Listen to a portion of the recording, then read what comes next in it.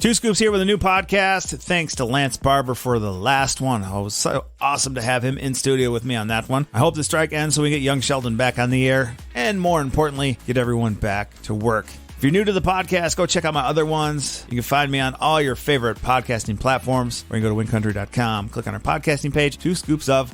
Today's podcast is brought to you by Battle in the Creek 3. Team Blue Brands and Pure Pro Wrestling present Battle in the Creek 3.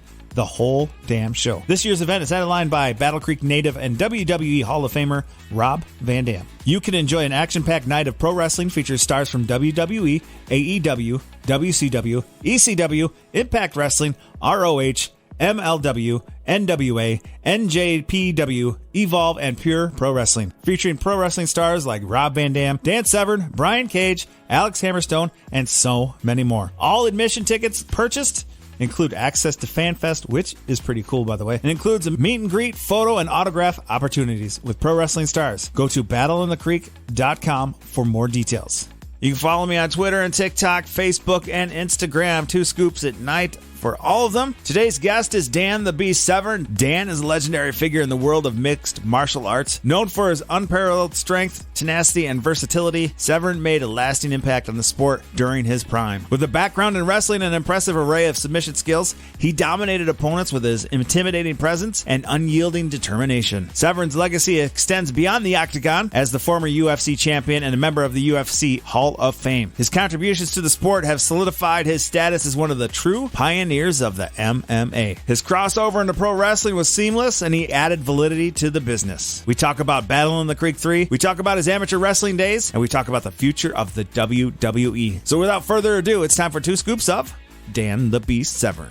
We're excited to see you battle in the Creek 3. What should we expect out of your match? Well, Jack, I'm not certain about my match. I've been talking with the promoter. I'm not sure what he has up his sleeve. I'm for sure we'll have a couple exceptional belts on display, one from the UFC and one from the wacky world of professional wrestling. And with the recent merger between WWE and the UFC, that makes that a very interesting thing to see together as well, because I was that first athlete to be involved in both industries. So again, there will be a historic table set up to answer questions to any of the professional fans that show up there. I remember you coming to the WWE or the WWF at the time and bringing some legitimacy to the business, because we hadn't seen anybody like that before. What do you think set you apart from every other wrestler when you joined? I don't even know how to respond to that one. I was just me. I mean, it was if you had seen me in my amateur wrestling days, I had sort of that same type of demeanor. When I walked up onto the wrestling mat, I was all business, and my goal was to win. And that was kind of like the same persona, because I mean, literally, like a lot of people thought I only owned like one gray shirt, and there's always like a gray shirt, like a sweaty gray shirt. But to me, that gray shirt is, at every university, they issue the athletes usually a set of grays. And I used to rate my workouts based upon how many shirts I would soak through in a practice. Standard was 2, on a really hard day, 3. And I don't mean just a little bit, little ring here, a little ring there. I mean, soaked right through like you just took it right through the washing machine, and it didn't get a spin cycle into it yet. So it's that was just kind of my no nonsense type of demeanor. But for whatever reason, it caught on to other people's because it was something different. Let's talk a little bit about your amateur wrestling background. You grew up in Michigan. What high school did you go to? Montrose McCoy High School, Montrose, Michigan. All right, and from there you went to college. Arizona State University. Okay, gotcha. Okay, and from there you just kind of slowly. What did you do after college? I mean, when did you realize that this is what you wanted to do? Like, I would say. Honestly, there, Jack, when you look at like when I just in my amateur wrestling career alone, I mean, it's being a 2-time state champion, 3-time high school All-American. I love the sport of football more than I did wrestling. But the thing is, you have to rely on 10 other players to do their job. I mean, if someone misses a block, someone misses a tackle, you lose.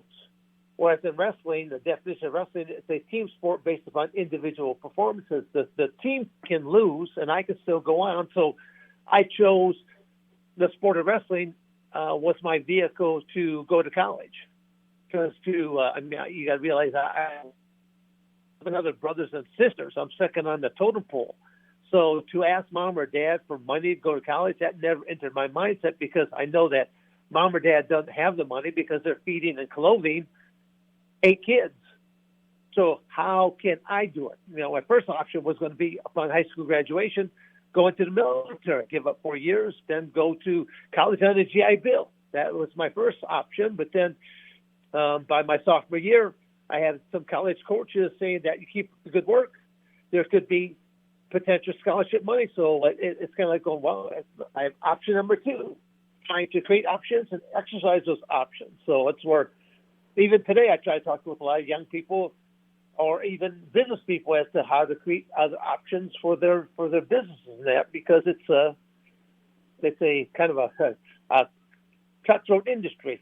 Today's podcast is brought to you by Battle in the Creek 3. Team Blue Brands and Pure Pro Wrestling present Battle in the Creek 3. The whole damn show. This year's event is headlined by Battle Creek native and WWE Hall of Famer Rob Van Dam. You can enjoy an action-packed night of pro wrestling features stars from WWE, AEW, WCW, ECW, Impact Wrestling, ROH, MLW, NWA, NJPW, Evolve, and Pure Pro Wrestling. Featuring pro wrestling stars like Rob Van Dam, Dan Severn, Brian Cage, Alex Hammerstone, and so many more. All admission tickets purchased include access to FanFest, which is pretty cool, by the way, and includes a meet and greet, photo, and autograph opportunities with pro wrestling stars. Go to battleinthecreek.com for more details. Going back to your state championships, when did you win your state championships?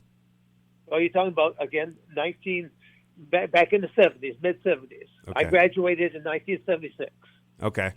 All right. I was trying to do the math and see. So my uncle went to states, and he's got a picture at home where he was at states, and another ended up being a famous professional wrestler, Chris Taylor, was there. From Dowagiac, Yep. Michigan. Yep. Well, they got a picture of him. My uncle was the lightest weight.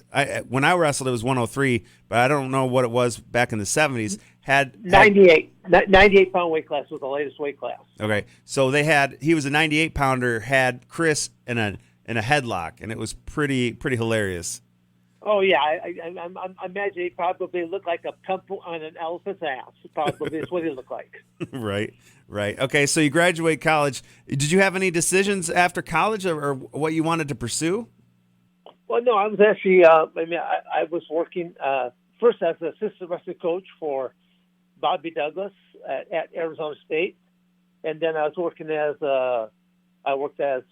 assistant wrestling coach with Phil Parker at Michigan State for a little bit, and then before I left the coaching ranks, because even though I was coaching, there was no money in the sport of amateur wrestling. I mean, when I worked at Arizona State, I think my annual salary there was $3,200. $3,200 was my annual salary. So I actually worked a full-time job at a weightlifting manufacturing company. So when did you decide to? I know you didn't come right into the WWE, but you started. Did you start in the WCW before the WWE? No.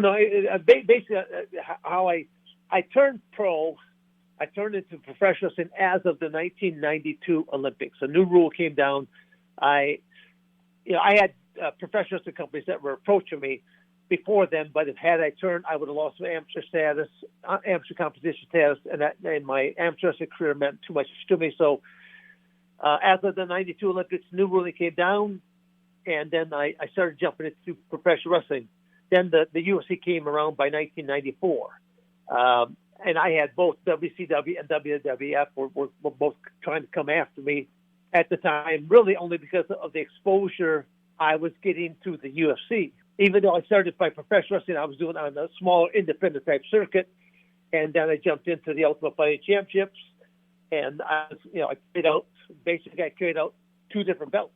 I had a UFC title belt, and I had a professional wrestling title belt, and the BA championship title belt. And again, there's a great history upon that belt itself.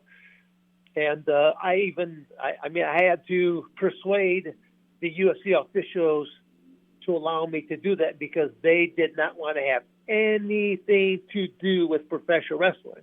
And now they're both housed underneath the same roof. Yeah, so you're kind of the pioneer of everything. Now, looking forward, what do you expect from this new merger between the two?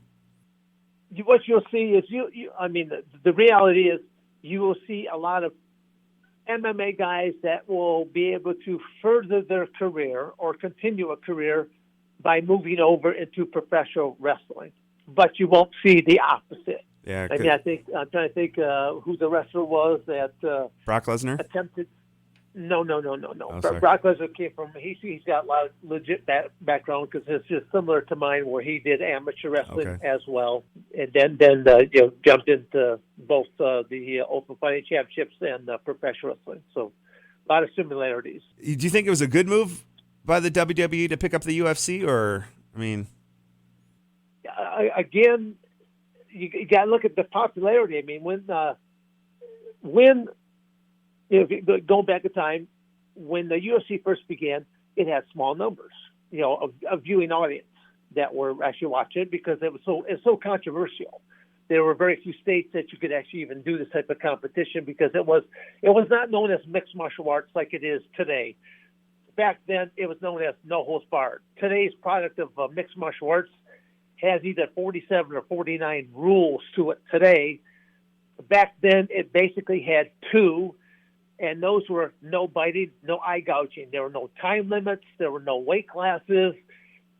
2 men inside of a cage. Women weren't competing at that time frame, and it was. It was like ultimate victory. Someone was going to be unconscious whether they got knocked out, choked out. They did allow a tap out. Well, we're excited to have you at Battle in the Creek 3. You got a lot of knowledge, and I hope everybody comes and picks your brain, gets autographs, pictures with the great belts, and we really appreciate you coming to Battle Creek, and we can't wait to see you. So I'm a Michigan native. I try to help out as many Michigan things, and Battle Creek is not that far from Coldwater, Michigan. All right. We're excited to see you, Dan. Thanks for sitting down with me, buddy. Well, thanks, Jack. I appreciate it, and look forward to meeting you there at the show. Sounds good, buddy. Take care. Yep. Bye-bye. All right, another great podcast in the books. Thanks to Dan for sitting down with me. I can't wait to see him live in Battle in the Creek 3. Today's podcast is brought to you by Battle in the Creek 3. Team Blue Brands and Pure Pro Wrestling present Battle in the Creek 3. The whole damn show. This year's event is headlined by Battle Creek native and WWE Hall of Famer Rob Van Dam. You can enjoy an action-packed night of pro wrestling featuring stars from WWE, AEW, WCW, ECW, Impact Wrestling, ROH, MLW, NWA, NJPW, Evolve, and Pure Pro Wrestling. Featuring pro wrestling stars like Rob Van Dam, Dan Severn, Brian Cage, Alex Hammerstone, and so many more. All admission tickets purchased include access to FanFest, which is pretty cool, by the way. It includes a meet and greet, photo, and autograph opportunities with pro wrestling stars. Go to battleinthecreek.com for more details. Have anyone in mind? You have any up-and-coming artists or some wrestlers or comics? Doesn't matter who it is. If they have a good story you want to share it, then share it with me. You can send me an email, 2.scoops@mwcradio. Give me all the help I can get. Follow me on Twitter, TikTok, Facebook, Instagram, at 2Scoops at night. And you can always catch me Monday through Friday on your country, Win 98.5. If you're not from the area, you can download the Win 98.5 mobile app, and you can stream us live at wincountry.com. So until next time, you've been listening to the 2 Scoops of podcast.